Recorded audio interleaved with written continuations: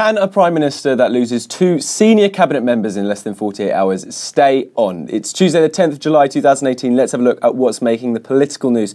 To start with, Boris Johnson, the Home Secretary, has resigned from Cabinet. He did so about 3 o'clock yesterday after being pretty much completely silent the whole day. No one really knowing what he's doing, no one really knowing what he's doing in terms of making an appearance, and then all of a sudden it is announced that he is going to be standing down. Now why? Well, when his resignation letter did come out, it was pretty scathing on the Prime Minister Theresa May's vision for Brexit. He resigned because of Brexit, without a doubt. Now looking at his resignation letter, pursuing a semi-Brexit, he accused the Prime Minister of doing, and saying that Brexit dream is dying, suffocated by needless self-doubt. And as you can see, that makes pretty much all of the front pages today of newspapers. Now this is to do with the proposal from Chequers, which all the Cabinet agreed to on Friday, which was the facilitated customs deal, which is basically the new Theresa May idea in regards to the UK-EU future relationship and what the UK is going to pitch to the EU in forms of that negotiating position to start with. It's not a final position, it's not a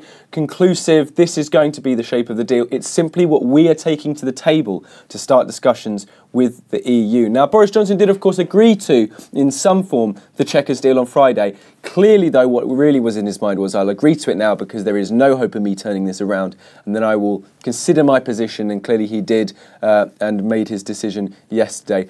Perhaps as a result of David Davis, the Brexit Secretary, resigning on Sunday evening as well, being a trigger and the spur for him to do much the same. Now, the impact of David Davis and Boris Johnson, on Theresa May and her government is going to be something which is very interesting. From the backbenches, they can prove a significant challenge to the Prime Minister in terms of getting Brexit through and getting the support of the Conservative MPs so that the government can actually win the day and push through the Brexit deal as outlined in Chequers. Now, David Davis did say that he wasn't going to be challenging the Prime Minister, that the Prime Minister was a good Prime Minister. However, Boris Johnson hasn't been as clear as of yet, and so there is rumblings now that there could be a possible leadership challenge. But let's hold on that for 1 second. In terms of a reshuffle, who's replacing Boris Johnson and David Davis? Well, Dominic Raab, who's a Leaver, he voted Leave, a big ally of Michael Gove, reports say, it has replaced David Davis as Brexit Secretary. There's a bit of a caveat there because it seems to be that the real power in terms of the Brexit negotiations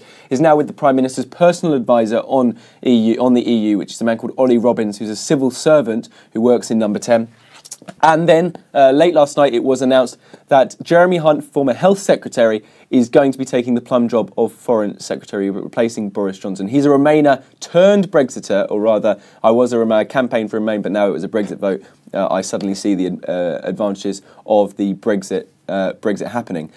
He is going to be someone who's going to be interesting in terms of the change of dynamics, replacing Boris Johnson, such a key figure in terms of vote leave and the Brexit case. The impact in Cabinet should be quite interesting as well. Let's have a look a little bit deeper then at this leadership challenge, though. And now, when you lose 2 significant Cabinet ministers, it is expected there's going to be rumours about how long is the Prime Minister going to last?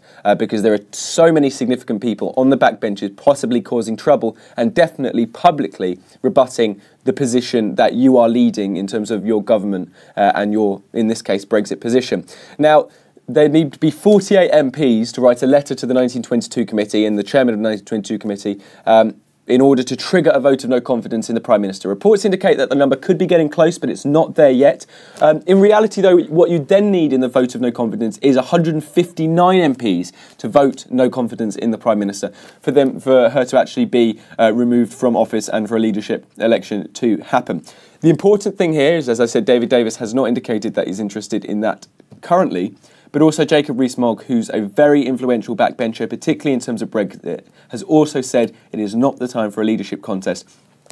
What he has said, though, and this is the interesting thing, is that during the negotiations and also in terms of the Brexit position, the Prime Minister is going to have to change the stance in order to get the support of a proportion of her Conservative backbenches, particularly those who voted Leave, particularly those who've always wanted Leave to actually happen. Now, in terms of Leavers who are still in Cabinet, there's quite a few still in Cabinet. There's Liam Fox, Michael Gove, Andrea Leadsom, Chris Grayling as well.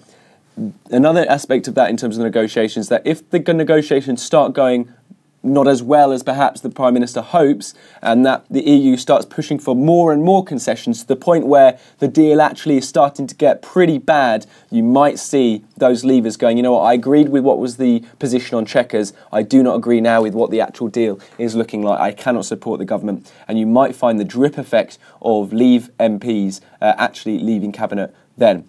On blunt terms, though, does Boris Johnson, does David Davis have the numbers in terms of Conservative MPs who are willing to back their leadership campaign? Reports indicate probably not at the moment. And as long as that happens, Theresa May is likely to be staying in number 10 Downing Street for the time being.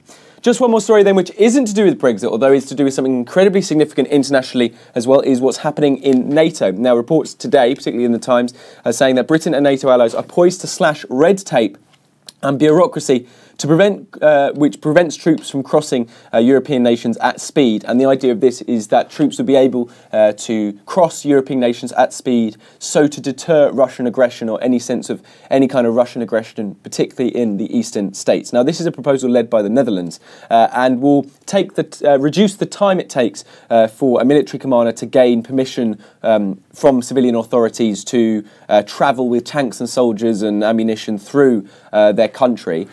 It will reduce it to 5 days from about 40, so really is quite a significant reduction there. It's expected to be approved at the NATO summit, which is going to go on in Brussels tomorrow and on Friday as well. This is once every 2 years, a really significant event. President Trump's also going to be there, Theresa May's going to be there, and also the heads of states and government of the other 27 component members of NATO. At a time of severe strain, as I said yesterday, President Trump coming with a very, very concrete agenda in terms of budget and in terms of wanting to get a better share for the US in terms of other members contributing more to the NATO budget. But that's certainly a significant issue, and certainly in the context of what's been going on with Russia diplomatically, a clear message in terms of what NATO sees as the future in terms of what they need to do to combat Russia. That's pretty much it for today. You're up to date. What a day it is. You can find all the latest on what we're doing here on Core Politics on our Facebook page and Twitter right here, and have a conversation with us if you want as well. But from me and all the team here at Core London, have a fantastic day. We'll see you again tomorrow around about 9 o'clock.